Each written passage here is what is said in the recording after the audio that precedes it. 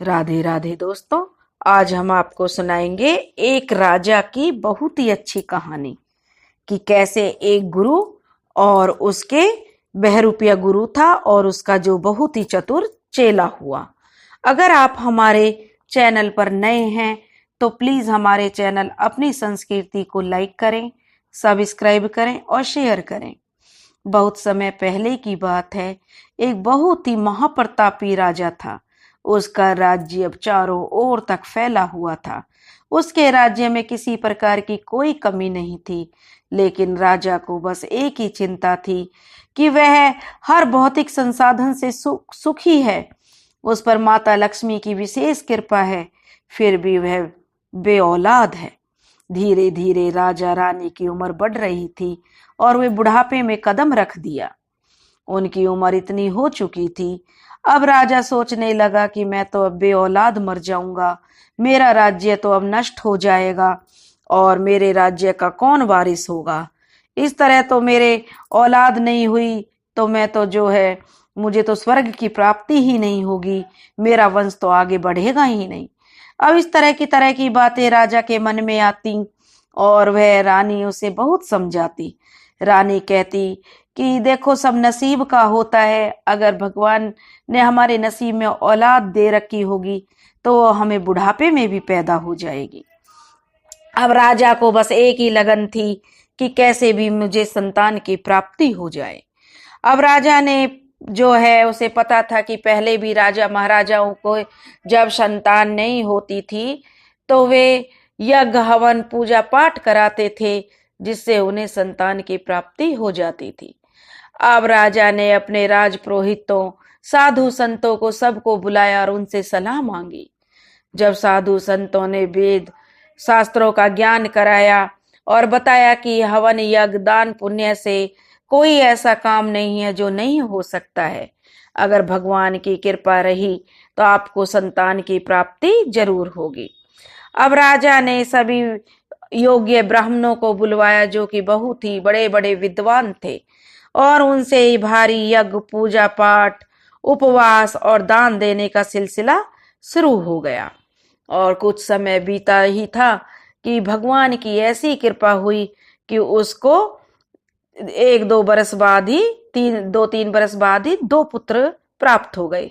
पुत्र रतन पाकर तो जो बूढ़ा राजा बहुत प्रसन्न हुआ।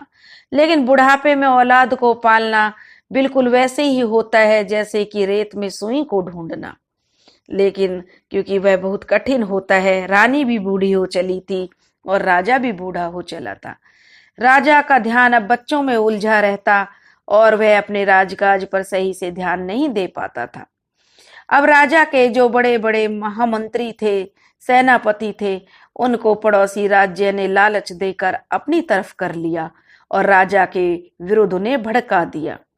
उसने जो है राजा के सारे राज जान लिए, खुफिया कैसे हमला करना है सब चीजों की जानकारी लेकर बूढ़े राजा के राज्य पर हमला कर दिया। अब बूढ़ा राजा बेचारा क्या करता, वह अपनी जान बचाने के लिए अपने बच्चों को लेकर राजमहल के गुप्त स्थान से अपनी रानी और दोनों बच्चों को लेकर निकल गया। उसने राजभवन को त्याग दिया। अब चलते चलते राजा बहुत दूर देश जा पहुंचा और वहां उसने जो है देखा कि वहां का राजा भी बहुत ही बड़ा है। उसी के राज्य में वे दोनों रहने लगे। लेकिन अब सबसे बड़ी संकट उनके ऊपर था कि अब उनकी गुजर बसर कैसे करें। उनके लड़के भी अब 7-8 बरस के हो गए थे। रानी और राजा भीख मांगने लगे, क्योंकि अब वो बुढ़ापे में कोई काम भी नहीं कर सकते थे और भीख से ही अपना गुजारा करने लगे। आधे पेट तो राजा और रानी भूखे पेट ही सो जाते थे। कभी कभी तो उन्हें इतनी भिक्षा नहीं मिलती थी, लेकिन वे अपने बच्चों का बहुत ख्याल रखते। एक दिन रानी ने कहा कि महाराज, हमारी तो कट जाएगी पर इन राजकुमारों की को शिक्षा तो मिलनी चाहिए। कम से कम इनको एक ऐसा शिक्षक तो मिल जाए जो इनका भविष्य बनाए। अगर इनका भविष्य शिक्षा नहीं मिलेगी तो अंधकार में चला जाएगा। आप कोई नामी ग्रामी शिक्षक देखकर उसके दरवाजे पर जाओ और उनसे प्रार्थना करो कि वे हमारे बच्चे को शिक्षा दें। राजा को रानी की बात सही लगी। उसी राज्य में एक जो शिक्षक था, वह बड़ा ही अनुशासन पसंद और बहुत ही सख्त था। सभी बड़े बड़े व्यापारियों के बच्चे, राजा महाराजाओं के बच्चे उसी के साथ पास में शिक्षा ग्रहण करते थे। वह जो शिक्षक था वह हाथी घोड़ों को तक का जो है जानने वाला जाना माना पारखी था।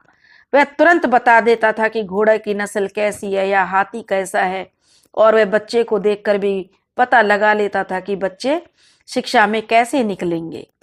अब एक दिन राजा को जब उस शिक्षक के बारे में पता चला तो वह उस शिक्षक के पास गया और उससे हाथ जोड़कर प्रार्थना करने लगा और कहा, गुरुजी, मेरे बच्चे मेरे बुढ़ापे की औलाद हैं, उन्हें आप अपने आश्रम में रख लो। आप जो चाहे उनसे काम करवा लो जब तक उनकी शिक्षा खत्म हो जाए। आप उनसे कोई भी काम कराएं, क्योंकि वह अपनी पूरी कहानी उस शिक्षक को बताता है कि मैं और मेरी रानी पड़ोसी राज्य ने मतलब राजा ने हमारे राज्य को छीन लिया और हम भीख मांगकर अपना गुजारा कर रहे हैं। तब वह राजा कहने लगा, अगर आपको इतना भी मेरे पर विश्वास नहीं है तो आप मेरे एक पुत्र को हमेशा के लिए अपने पास अपने सेवा के लिए रख सकते हो। तब वह शिक्षक कुछ सोचने लगा। उसने देखा कि जो बच्चे हैं और जो उनका पिता फटे हाल कपड़ों में है, लेकिन उस आदमी जो कि राजा अपने को बता रहा है बूढ़ा, उसका बातचीत करने का और हाव भाव, उसके ढंग बिल्कुल राजाओं जैसे हैं। उसके बेटे की आंख भी मतलब आंखें, रूप, रंग सब जो राजकुमारों के जैसे हैं। तब उस शिक्षक को लगा कि ये जरूर कोई खानदानी रईस हैं और राजा हैं, क्योंकि इनकी गुदड़ी में तो जरूर लाल मिलेगा, क्योंकि जो ये राजा हैं तो जरूर इनके बच्चों में अच्छे संस्कार होंगे और मैं उनको अपने लिए किसी को भी मतलब जो राजगुरु होते हैं या अध्यापक होते हैं, उन्हें भी तो अपना कोई ऐसा शिक्षक चाहिए, ऐसा शिष्य चाहिए होता है जिसे वे अपनी सब सिद्धियां सौंप सकें और अपना वारिस बना सकें। तब वह जो शिक्षक था वह कहने लगा कि ठीक है। अब राजा अपने दोनों बेटों को उस गुरु को सौंपकर निश्चिंत होकर वापस अपनी झोपड़ी में आ गया और वहां आकर वह फिर से भीख मांगने का काम शुरू कर दिया। और उधर गुरु ने ताड़ लिया कि जो बड़ा बेटा है वह तो सामान्य है, पर छोटे बेटे में असाधारण प्रतिभा छुपी हुई है। सो उन्होंने बड़े बेटे को तो गाय बछड़ों का काम सौंप दिया। वह बड़ा बेटा दिन भर गाय चराता और शाम को आकर सामान्य छात्रों के साथ गणित और भाषा की शिक्षा सीखता। जो छोटा बेटा तो वह बहुत ही मेधावी छात्र था। गुरु ने उसे अच्छी से अच्छी शिक्षा देने की सोची। उसे 18 प्रकार की पौराणिक कथाएं, 6 प्रकार के विज्ञान, 4 वेद सिखाना शुरू कर दिए। वह ऐसे फटाफट सीख जाता जैसे बच्चा माँ के पेट से सीख कर निकला हो। जैसे ही इसे वह कुछ भी जो है समझाते वह तुरंत सीख जाता। अब उस अध्यापक ने तय कर लिया कि गुरु ने कि अब इस शिष्य को किताबों से परे ले जाकर और आगे का गुप्त ज्ञान देना चाहिए, गुप्त साधनाएं इसको सिखानी चाहिए। अब उसके गुरु ने उसे गुप्त साधनाएं सिखाना शुरू कर दिया। छोटा राजकुमार बहुत तेज था, उसमें बुद्धि भी बहुत ही अद्भुत थी उसकी। वह सम्मोहन, उच्चाटन, परकाया प्रवेश की मुश्किल विद्याएं सीख गया। जो राजा उसे सिखाता था वह उन्हें सीख जाता। कहते हैं कि वह तो जो उनका बिल्कुल ही जो राजगुरु था वह तो उन्हें बिल्कुल अपने आने वाले वारिस के रूप में देखने लगा। छोटे लड़के को उसने उसे हर तरह से सारी चीजें सिखा दी, सारी विद्याएं सिखा दी। सब वह हंसते हंसते सीख गया। एक दिन उन्होंने छोटे को यह सिद्धि भी दे दी, छोटे राजकुमार को, कि किस तरह ध्यान साध कर जब आप जिसे चाहें अपनी तीसरी आंख से देख सकते हो।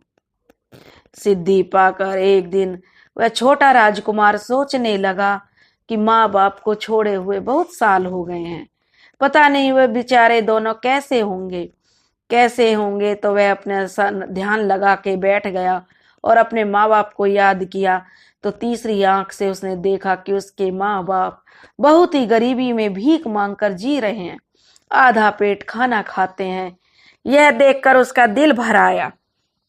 दो दो बेटों के होते हुए भी अपने बूढ़े माता पिता को इस तरह झिड़कियां मिलती हैं और भीख मांगते समय कितने लोग उन्हें धमका देते हैं और उन्हें भिक्षा पर ही गुजारा करना होता, क्योंकि बेचारे बूढ़े हो चुके हैं।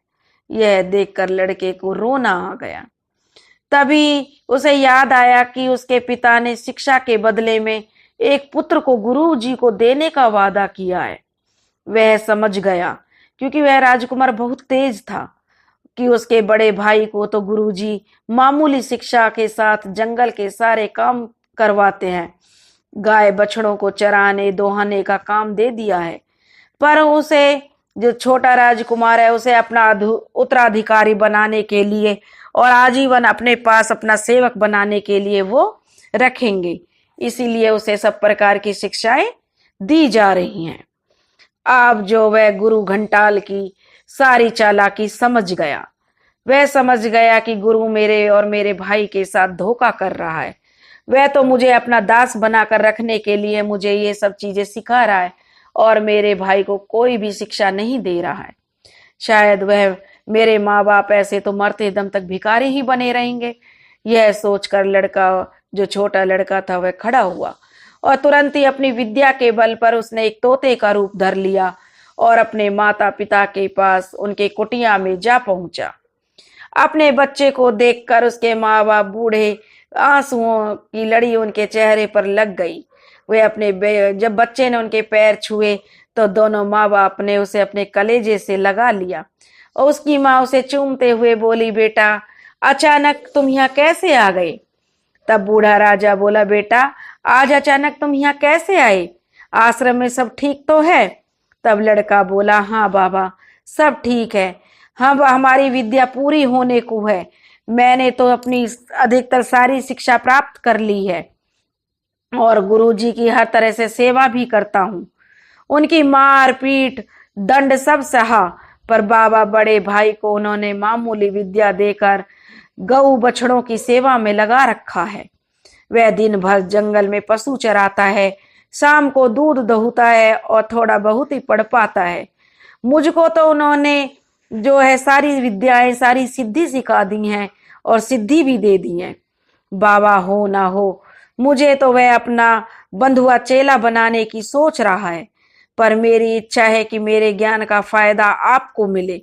मुझे पता है कि वादे के मुताबिक, क्योंकि आपने गुरुजी को एक वचन दिया है जिसमें आपको उनको एक पुत्र देना होगा, पर आप जो मैं कहूं वो करना। जब आप हमें लेने के लिए आश्रम आओ तो गुरुजी जो बड़े भाई की जितनी भी तारीफ करें आप उनसे मुझे ही लेने के लिए मांगे, बाकी सब मैं संभाल लूंगा। यह कहकर लड़का अपने माता पिता को अच्छे से समझाकर और उनके पैर छूकर तोता बनकर वापस जो है अपने आश्रम पहुंच गया। जब उसके माता पिता के आश्रम आने का टाइम हुआ, यानी समय कुछ दिन और लगे, तो उस दिन बड़े जो गुरु जी थे उन्होंने बड़े भाई को अच्छी तरह से नहला धुला कर तिलक चंदन लगाया, उसे बहुत ही अच्छे से कपड़े पहनाए और अपने पास बिठा लिया। उस दिन उस गुरुजी ने छोटे वाले लड़के को, जिसे सारी सिद्धियां और शिक्षा प्राप्त की थी, उसे मैले कपड़े पहनाकर और उसे जो मूर्ख बच्चे बुद्धू लड़के थे उनके साथ पीछे की लाइन में बिठा दिया। जब बच्चों का पिता अपने बच्चों को लेने के लिए आया तो जब गुरुजी ने कहा कि महाराज आप जो है श्रीमान जी यहाँ बैठिए, मैं आपके दोनों बच्चों के विषय में बताता हूँ। दोनों बच्चों की शिक्षा पूरी हो गई है, आप जिसे चाहे उसे अपने साथ ले जा सकते हैं। यह आपका बड़ा बेटा तो जो है पढ़ने में बहुत ही अच्छा है, और ये छोटा बच्चे जो बेटा है आपका, यह तो जंगल में घूमना इसको अच्छा लगता है, गाय बछड़े चराना इसको अच्छा लगता है। यह पढ़ाई लिखाई में कोई रुचि नहीं रखता, और मेरी मानो तो तुम इस बुद्धिमान आज्ञाकारी बड़े को बुढ़ापे की सेवा के लिए अपने साथ ले जाओ और छोटे बेटे को मेरे पास रहने दो, क्योंकि बड़ा बेटा तो आपकी सारी विद्याएं सीख चुका है। तब गुरु ने उसके पिता को झूठ बोला, लेकिन बाकी मैं तुम्हारे ऊपर छोड़ता हूं, जिसका चुनाव तुम्हें सही लगे वह कर लो। अब उसके पिता को अपने छोटे बेटे की सारी बात याद थी कि कैसे उसका छोटा बेटा तोता बनकर उनसे मिलने आया था, और अपने इस पाखंडी गुरु की उसने सारी बातें हमें बता दी थी। तब वह बूढ़ा राजा बड़ी मधुर आवाज में बोला कि गुरुजी, आपने तो मेरे लोहे को घिस घिस कर सोना बना दिया, अब इसका उपयोग आप ही करें, यही अच्छा होगा। आपने इसे इतनी अच्छी शिक्षा दी है तो बड़े बेटे को आप अपने पास रखें। आपके यहाँ सारी दुनिया के विद्वान आते हैं, उनकी सेवा करने लायक सभा में आपको आसन बिछाने, तकिया लगाने के लिए भी तो कोई छात्र चाहिए। मेरा यह बड़ा लड़का, इसे मैं आपके पास छोड़ जाता हूँ और नालायक छोटे को साथ ले जाता हूँ। वह हमारी गरीबी के सीधे साधे जीवन में ठीक से फिट हो जाएगा, और क्योंकि वह जो कुछ करता नहीं, हम तो तब भी भीख पर ही गुजारा करते हैं, और वह पढ़ा लिखा भी नहीं है, तो वह भी हमारे साथ घुल मिल जाएगा। निराश होकर गुरु ने छोटे बेटे को उसके माता पिता को दे दिया। घर पहुंचकर लड़के ने बताया कि वह आज सुबह से भूखा है, पर घर में एक मुट्ठी चावल भी नहीं थे। उसकी माँ ने जैसे तैसे घर में जो भी था उसे पकाकर अपने बेटे को खिला दिया। खा पी कर लड़का सोचता हुआ बाहर निकला कि इस गरीबी से अपने माता पिता को कैसे छुड़ाऊं। उसने अपने आप से कहा कि जब भी उसने आगे बढ़ा तो उसने भीड़ को राजमहल के आगे, जो उस राज्य का राजा था, उसके राजमहल के आगे एक जो घोषणा करने वाले को देखा। घोषणा करने वाला कह रहा था कि अगले सप्ताह राजमहल में मुर्गों की लड़ाई होगी। यह घोषणा करते हुए उस लड़के ने भी सुना। भीड़ में से कोई बोला, पर राजा के पास तो कोई बढ़िया मुर्गा तो है ही नहीं। हर बार की तरह इस बार भी मरियल चूजे की लड़ाई होगी। कोई अच्छा सा मुर्गा हो तो लड़ाई देखने में मजा आता है। इसमें कैसा मजा आएगा, मरियल से मुर्गे हैं। कई लोगों ने हामी भर दी। उसको सुनकर लड़के ने तुरंत एक योजना बनाई। उसके दिमाग में तुरंत एक उपाय आ गया। वह घोषणा करने वाले से ढोल उधार लेकर अब वह उसे बजा कर यह घोषणा करने लगा कि जो कोई राजमहल में मुर्गे से लड़ने योग्य मुर्गा ला सके उसे भारी इनाम दिया जाएगा। फिर वह लड़का अपने घर को भाग गया। घर आकर लड़के ने अपने बाप से कहा, पिताजी, मैं मुर्गा बन जाता हूं, आप मुझे राजभवन में 1000 रुपये में बेच कर आए, बाकी सब मैं संभाल लूंगा। यह कहकर लड़का अपने गुरु की सिखाई हुई विद्या से एक मोटा ताजा कलंगीदार मुर्गा बन गया। बाप ने वही किया जो बेटे ने उससे कहा। बढ़िया मुर्गा को लेकर बाप राजमहल में गया तो बढ़िया मुर्गा को देखते ही राजा ने उसे तुरंत खरीद लिया और खुशी खुशी उसके बाप को 1000 रुपया दे दिया, क्योंकि ऐसा मुर्गा अभी तक राजमहल में एक भी नहीं था। राजा ने इस कीमती मुर्गे को खूब मेवा खिलाया और फिर बाग में लोहे की मजबूत जाली से ढकवा कर सुरक्षित रख दिया। रात जब हुई तो लड़के ने अपने विद्या के बल से एक लोमड़ी बन गया और पिंजरे के नीचे सुरंग को खोदकर घर वापस आ गया। आने से पहले उसने अपने कुछ पंख नोच कर सुरंग के पास डाल दिए थे जब वह मुर्गा था। सुबह जब मुर्गे की खोज हुई तो जब पहरेदार थे वे सब देखने लगे कि पिंजरे में तो कोई मुर्गा नहीं है। चौकीदार दौड़े दौड़े राजा के पास गए और उन्होंने कहा कि लगता है रात को कोई लोमड़ी नीचे नीचे खड्डा खोदकर उसे मुर्गे को घसीट कर ले गई है। वहां पर उसके पंख पड़े हुए हैं।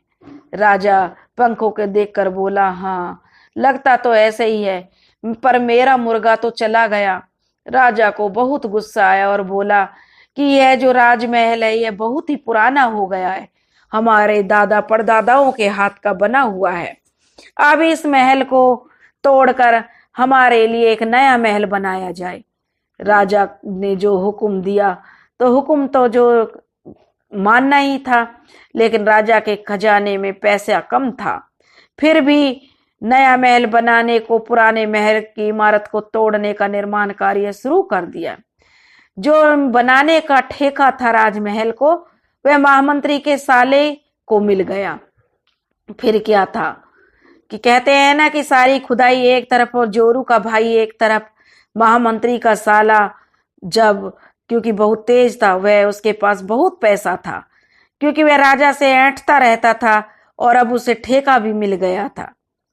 हाँ, उधर जब 1,000 रुपये खत्म होने को आए तो वह बूढ़े राजा का बेटा फिर बोला, देखिए बाबा, तो राजा है तो भीतर से कंगाल पर खजाने की चाबी रखने वाला महामंत्री का जो साला है वह बहुत माला माल है। उस बूढ़े राजा को उसके बेटे ने बताया। सुना, वह लड़का कहने लगा, सुना है पिताजी कि उसे घोड़ों का बड़ा शौक है और उसका जो प्यारा घोड़ा था वह अभी कुछ समय पहले ही मृत्यु को प्राप्त हो गया है। तो आप मेरी बात ध्यान से सुनिए, मैं एक बढ़िया घोड़ा बन जाता हूँ और आप मुझे उस महामंत्री के साले के पास ले जाकर अच्छी कीमत में मुझे बेच दीजिए, आगे मैं सब संभाल लूंगा। अब जो राजा उस बेटे को, जो उसका बेटा बहुत अच्छा घोड़ा बन गया, उसे ले जाकर उस मंत्री के साले के पास पहुंच गया। मंत्री के साले ने घोड़ों का बड़ा पारखी था। पास जाकर उसने घोड़े के कान, दांत, सर के बालों का भंवर सबका मुआयना किया। फिर बोले, जानवर तो बढ़िया है, पर 1000 दाम चुकाने से पहले मैं इसको अपने पारखी गुरु को दिखाना चाहता हूँ। क्योंकि वह जो गुरु था जिससे उस राजकुमार ने शिक्षा ली थी, वह भी घोड़े और हाथियों का बहुत ही अच्छा पारखी था। उसने उसी गुरु को, क्योंकि वह राजगुरु था, उसे बुलाया और कहा कि देखिए गुरुदेव, यह जो घोड़ा है यह कौन सी नस्ल का है और कैसा रहेगा। जब वह चतुर गुरुजी ने देखा कि यह तो वही छोटा शिष्य है, वह उसे तुरंत पहचान गए जो घोड़ा बनकर आया है। दोबारा घोड़े की उन्होंने परीक्षण शुरू कर दिया। थोड़ी देर में बोले, बाप कहने लगे मंत्री के साले से, यह तो विशुद्ध नस्ल का लगता है, सर पर बालों का भंवर भी सही नहीं है, इसमें तो बहुत सारी कमियां हैं। अश्व विद्या के हसूब से ऐसा घोड़ा अपने मालिक को मार देता है, इस पर सिर्फ सन्यासी ही चढ़ सकते हैं। और वह महामंत्री के साले से बोला कि तुम एक काम करो, इस आदमी को 1000 रुपये में घोड़ा खरीद कर मुझे दान कर दो। तुम, जो मैं ठहरा ब्राह्मण, तुम दान दोगे तो तुमको बहुत जो है पुण्य मिलेगा। तुम जो यह राजा का नया महल बना रहे हो, इसके भी सारे वास्तु दोष खत्म हो जाएंगे, इसमें भी कोई कमी नहीं आएगी। अब जो ठेकेदार था मंत्री का साला, उसके पास रुपयों की तो कोई कमी नहीं थी। उसने 1000 रुपये उस राजा को दे दिए जो बूढ़ा राजा था, और वह महल, जो वह घोड़ा खरीद लिया। और उस घोड़े को उसने अपने उस जो सन्यासी जो गुरु था उसको दे दिया।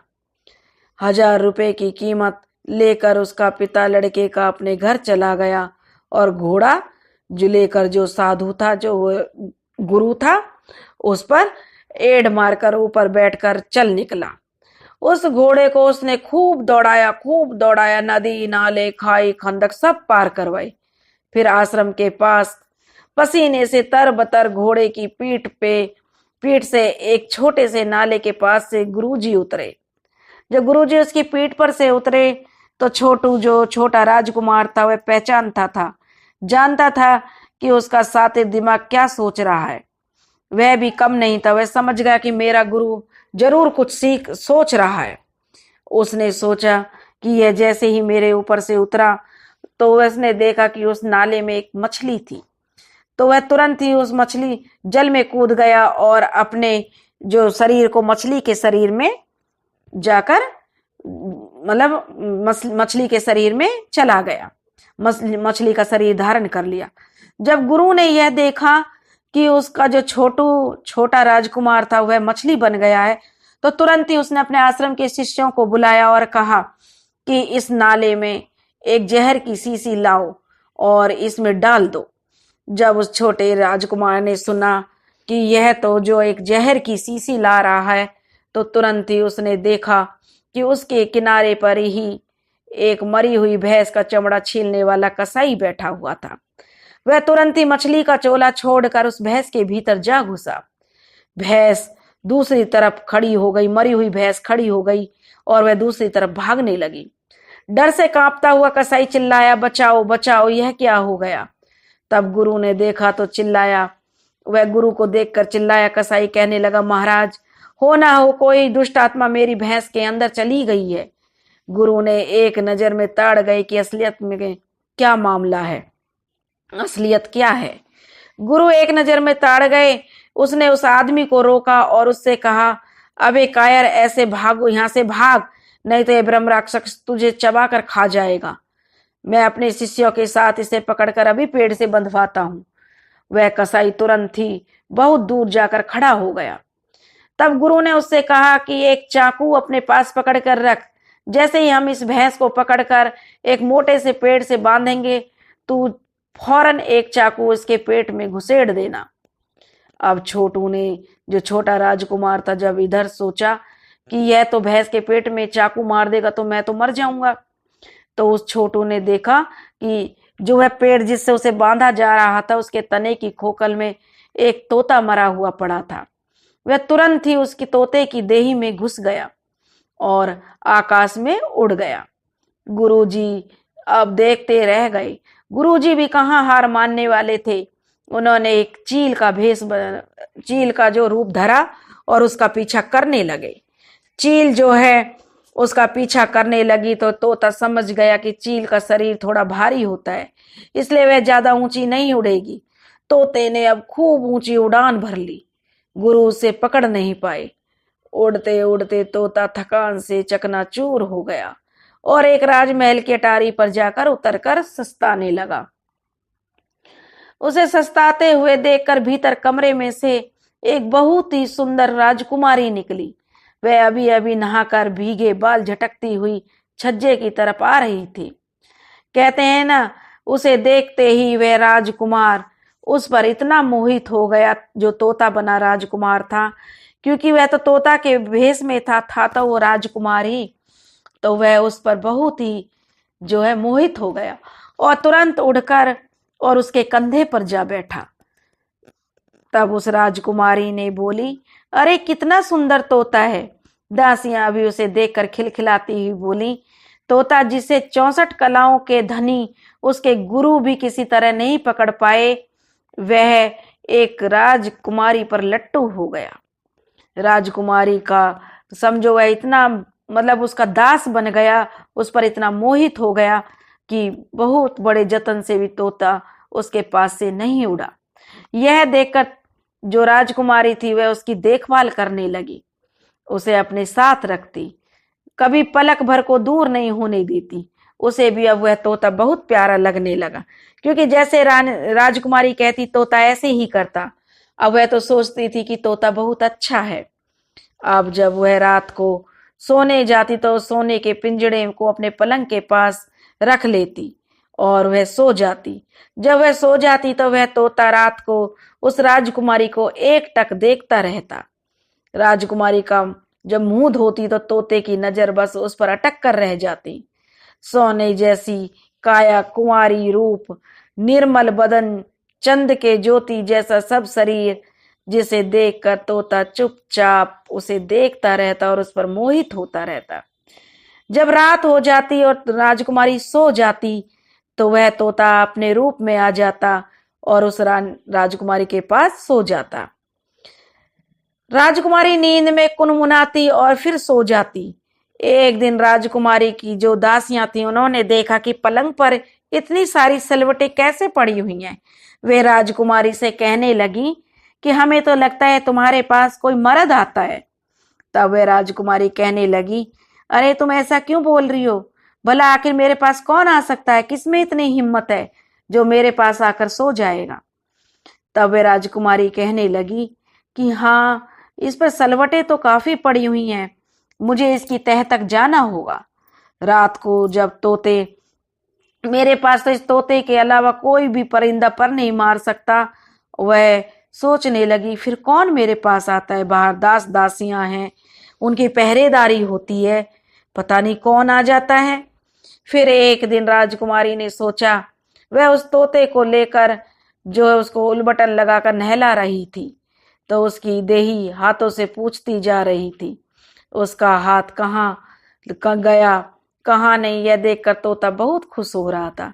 उसने तोते की बहुत अच्छे से सेवा की, क्योंकि हाथों की जो कहते हैं ना, मुंह की जबान आंखें कह देती हैं। वह तो इस तरीके से तोता को देखकर बड़ी अचंभित थी कि यह तोता मुझे ऐसे कैसे देख रहा है। इसके अलावा राजकुमारी कुछ नहीं समझ पा रही थी।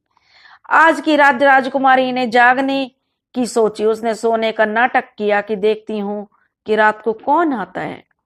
रात को जब पिंजरा खटके के साथ खुला, एकदम आवाज हुई, तो वह जग गई। वह देखती है कि तोता एक गबरू जवान राजकुमार जैसा कोई पुरुष है, तो वह उसे देखकर बहुत मोहित हो गई।